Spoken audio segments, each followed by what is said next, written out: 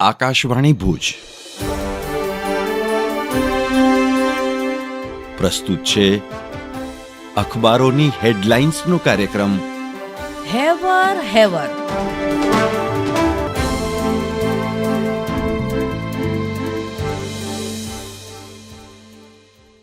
નમસ્કાર, હું ચિત્રા ચૌધરી. કચ્છ મિત્રના પહેલા પાને હેડલાઇન છે, ફાઇનલમાં પહોંચવા ટીમ ઇન્ડિયા ફેવરેટ. આજે ઇંગ્લેન્ડ વિરુદ્ધ મુકાબલો. T20 વર્લ્ડ કપની બીજી સેમિફાઇનલમાં વરસાદની સંભાવના. મેચ રદ થશે તો ભારત ફાઇનલમાં. કચ્છ મિત્રના અંદરના પાને સમાચાર છે, પાવર લિફ્ટિંગમાં રાષ્ટ્રીય કક્ષાએ ચેમ્પિયન, ભુજના યુવાનનું સન્માન. સુરત ખાતે 19 વર્ષીય વત્સલ મહેશ્વરીની સિદ્ધિ બદલ વિવિધ સંસ્થાએ નવાજ્યો. કચ્છ મિત્રના છેલ્લા પાને હેડલાઇન છે, માંડવીને કોલેરાગ્રસ્ત જાહેર કરાતા ભારે ફફડાટ. 25 ટીમ કામે લાગી. માત્ર 4 જ કેસ હોવાનો તંત્રનો દાવો, પણ ખાનગી હોસ્પિટલોમાં વધુ દર્દી. કચ્છના ઇતિહાસમાં કોલેરાગ્રસ્ત વિસ્તારનો બનાવ પ્રથમ. હું મનોજ સોની.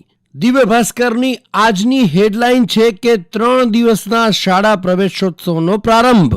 સરકારી શાળા પ્રવેશ ઉત્સવ. સરકાર કહે છે કે અમે આ તસવીર બદલી. 20 વર્ષમાં વિદ્યાર્થી નામાંકન દર 100% નજીક.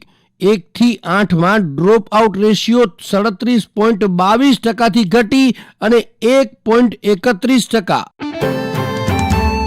ભાસ્કરની ધનાધન હેડલાઇન. વિદેશોથી રૂપિયા મોકલવામાં ભારતીયો મોખરે. FDI થી બમણી રકમ ભારતીયોએ સ્વદેશ મોકલી. 8.95 લાખ કરોડ આવ્યા. સૌથી વધુ 23% રકમ અમેરિકાથી ભારત મોકલાઈ.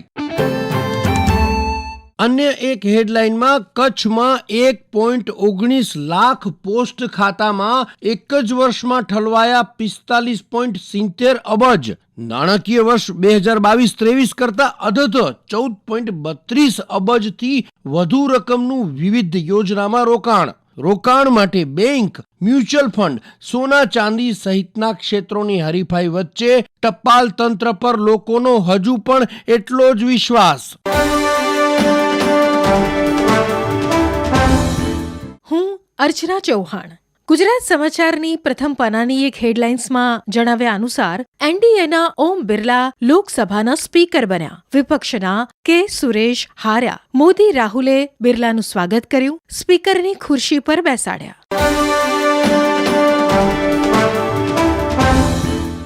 હું શ્વેતા સુથાર. સંદેશના અંદરના પાને સહતસવીર અહેવાલ છે, ભુજમાં ડ્રગ્સ જનજાગૃતિ અભિયાન અંતર્ગત વિશાળ રેલી યોજાઈ. પશ્ચિમ કચ્છ સ્પેશિયલ ઓપરેશન્સ ગ્રુપ દ્વારા તારીખ 26 જૂનના આંતરરાષ્ટ્રીય કેફી પદાર્થના દુરુપયોગ અને ગેરકાયદેસર હેરાફેરી વિરુદ્ધ દિનની ઉજવણીના ભાગરૂપે નાર્કોટિક્સ ડ્રગ્સ જનજાગૃતિ અભિયાન હેઠળ ભુજના જ્યુબેલી ગ્રાઉન્ડ ખાતેથી રેલીને પ્રસ્થાન કરાવાયું હતું. સંદેશના છેલ્લા પાને સમાચાર છે, ગાંધીધામમાં 4, માંડવીમાં 2 અને અંજારમાં 1.5 ઇંચ જેટલો વરસાદ. ગરમી અને બફારા વચ્ચે ભચાઉમાં 1, ભુજમાં 1.5 ઇંચ જેટલું પાણી વરસ્યું. હું નીરજ મચ્છર. સાંધ્ય દૈનિક કચ્છ ઉદયના સમાચાર. પ્રજાભિમુખ સંકલન સાથે પૂર્વ કચ્છ એસપી શ્રીનો નવતર અભિગમ. એસપી શ્રીએ કહ્યું, વ્યાજખોરોથી ડરો નહીં, આગળ આવો, પોલીસ મદદ કરશે. પૂર્વ કચ્છ જિલ્લા પોલીસ તંત્રના ઉપલક્ષ્યમાં ગાંધીધામ ખાતે વ્યાજખોરીને ડામવાના ઉદ્દેશ્યથી યોજાયો લોક સંવાદ કાર્યક્રમ. એસપી શ્રી સાગર બાગમાર દ્વારા સૌને વ્યાજ વટાવ, વ્યાજકંદવાદીઓની સામે ખુલ્લીને બહાર આવવા ફરિયાદ કરવાનો કરાયો અનુરોધ. ફરિયાદમાં તથ્ય જણાશે તો પોલીસ ચોક્કસથી એક્શન લેશે. ડીવાયએસપી શ્રી સાગર, શ્રી પરેશ રેણુકા ઉપરાંત પોલીસ મથકના પીઆઈ સહિતના અધિકારીઓ રહ્યા હાજર. બેંક પ્રતિનિધિઓ, ગાંધીધામ, ભચાઉ, રાપર નગરપાલિકાના પ્રતિનિધિઓ પણ રહ્યા હાજર. અંજારના રિયા તથા રાણાભાઈ અને ગોપાલ સહિતના નામના વ્યક્તિઓ સામે ભોગગ્રસ્તોએ લોક સંવાદમાં ખુલ્લીને એસપી શ્રી સમક્ષ વ્યાજ વટાવ અંગે તેમની સાથે થયેલા ધાક ધમકીઓ અને અન્યાય અંગે કરી રજૂઆતો. એસપી શ્રીએ સંબંધિત પોલીસ મથકોના અધિકારીઓને ઝડપથી કાયદાકીય પગલાં લેવાની આપી સૂચના.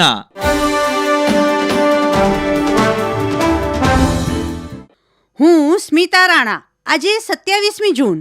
આજના દિવસે આપણે યાદ કરીએ ભારતીય સંગીત નિર્દેશક રાહુલદેવ બર્મન એટલે કે આર.ડી. બર્મનને, જેઓ હુલામણા નામ પંચમ દાના નામથી જાણીતા છે. હિન્દી ફિલ્મ સંગીત ઉદ્યોગના સૌથી મહાન અને સૌથી સફળ સંગીત નિર્દેશકોમાંના એક એવા આર.ડી. બર્મન 1960 થી 1990ના દાયકા સુધી 331 ફિલ્મો માટે તેમણે લોકપ્રિય સંગીત આપ્યું. એટલું જ નહીં, ભારતીય સંગીતકારોની આગામી પેઢી પર પ્રભાવ પણ પાડ્યો. તેમના ગીતો ભારત અને વિદેશમાં લોકપ્રિય થયા છે. એમના મૃત્યુના ઘણા વર્ષો પછી પણ તેમના ગીતો નવા ગાયકો અને સંગીતકારો માટે પ્રેરણારૂપ બની રહ્યા છે. હેવર હેવર ટીમ આજના દિવસે પંચમ દાને શબ્દાંજલિ આપે છે.